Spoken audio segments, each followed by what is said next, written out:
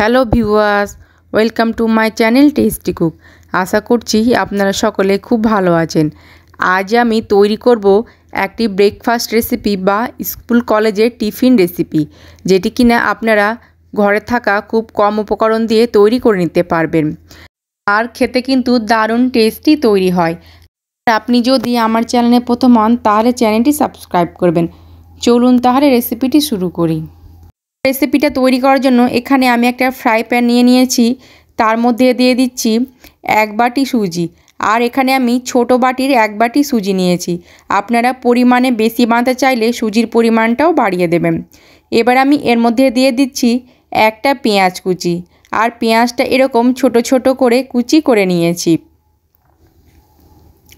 এবার আমি এর মধ্যে অ্যাড করে দিচ্ছি একটা ডিম। তো ডিমটাও আমি এর মধ্যে দিয়ে দিলাম। এবার এর মধ্যে অ্যাড করে দেব কাঁচা লঙ্কা কুচি। তো আমি এখানে 2টো লঙ্কা এরকম ছোট ছোট করে কুচি করে নিয়েছি। এবার এর মধ্যে অ্যাড করে দিচ্ছি 1/2 চামচ গোটা জিরে, আর দিয়ে দিচ্ছি খুবই সামান্য পরিমাণ হলুদ গুঁড়ো, দিয়ে দিচ্ছি স্বাদ মতো লবণ। এবার এর মধ্যে অ্যাড করে দিচ্ছি 1/2 চামচ চিনি। তবে চিনিটা অপশনাল, আপনাদের পছন্দ না হলে স্কিপ করে দিতে পারেন। আর দিয়ে দিচ্ছি যে বাটির আমি 1 বাটি সুজি নিয়েছিলাম সেই বাটির দিয়ে দিলাম 1 বাটি জল। এবার আমি ফ্রাই প্যানটা গ্যাসের ওপরে বসিয়ে দিলাম। এবার আমি সমস্ত কিছু গ্যাসের ফ্লেমটা মিডিয়ামে করে নাড়াচাড়া করে মিশিয়ে নেব। আর অবশ্যই গ্যাসের ফ্লেমটা মিডিয়ামে করে রান্না করতে হবে। তো এইভাবে আমি সুজি, ডিম সমস্ত কিছু 2 থেকে 3 মিনিট খুব ভালো করে গ্যাসের ফ্লেমটা মিডিয়ামে করে নাড়াচাড়া করে মিশিয়ে নিলাম। আর সুজিটা কিন্তু এরকম জল টেনে যাবে। সুজিটা জলটা খুব ভালো করে টেনে নিয়েছে। এবার আমি এর মধ্যে অ্যাড করে দিচ্ছি 1 কাপ ময়দা।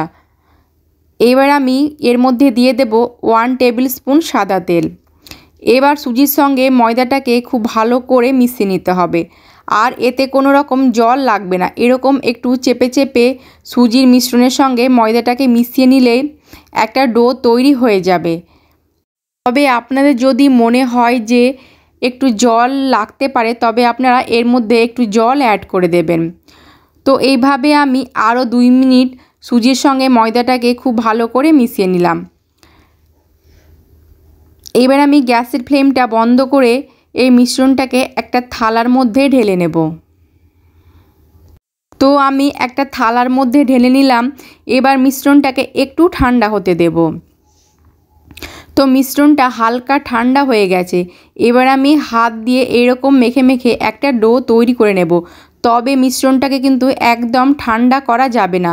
এরকম একটু গরম অবস্থাতেই ডোটা তৈরি করে নিতে হবে, নাহলে পরে মিশ্রণটা শক্ত হয়ে যাবে আর এরকম ডো তৈরি করতে অসুবিধা হতে পারে। তো ফিরে আসছি আমি ডোটা তৈরি করার পর। বন্ধুরা, ডোটা আমার তৈরি হয়ে গেছে।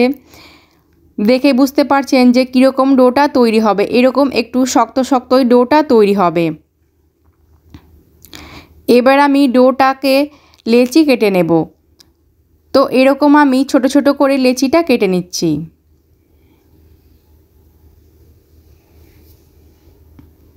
এখানে আমি লেচি কেটে নিয়েছি, আর এখানে আমি 5টা লেচি কেটে নিয়েছি। তার মধ্যে আমি একটা লেচি নিয়ে নিলাম, আর এভাবে হাত দিয়ে প্রথমে গোল করে নেব। তারপর শুকনো ময়দা ছড়িয়ে বেলে নেব। তো এরকম শুকনো ময়দা ছড়িয়ে বেলে নেবেন, এতে করে খুব সহজেই বেলা হয়ে যাবে।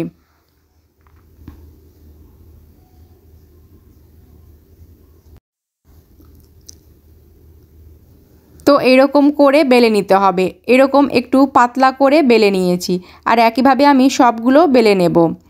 এবার আমি গ্যাসে ফ্রাই প্যান বসিয়ে দিলাম। ফ্রাই প্যানটা গরম হয়ে গেছে। এবার আমি নাস্তাগুলোকে ভেজে নেব। তো প্রথমে আমি একটা দিয়ে দিলাম। এবার আমি তেল ছাড়াই প্রথমে 2 সাইডটাকে সেঁকে নেব খুব ভালো করে। নিচের সাইডটা সেঁকা হয়ে গেছে।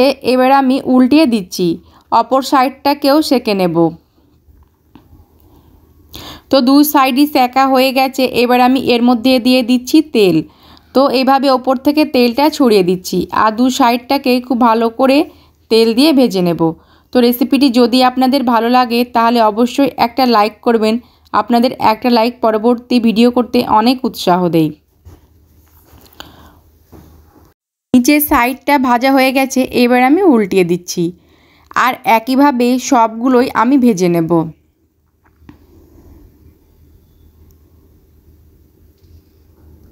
এক এক করে আমি সবগুলোই নাস্তা ভেজে নিয়েছি।